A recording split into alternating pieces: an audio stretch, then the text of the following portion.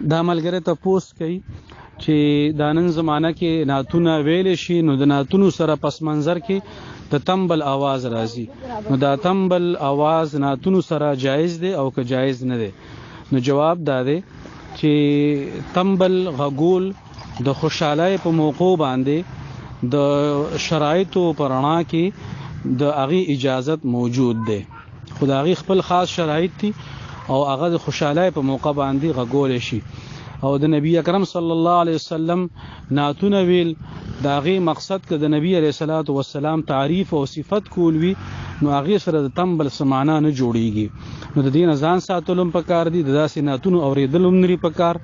د دغه نعتونو اوریدو په ځای باندې کچری منګه د نبی علیه الصلاۃ والسلام په ذات عالی باندې درود شریف وایو نو دا به ډیره زیات د ثواب خبره ځکه چې د نعت نه مقصد د نبی علیه الصلاۃ والسلام تعریف اوریدل دي او د درود شریف په طریقه باندې د نبی علیه الصلاۃ والسلام سره قربت او محبت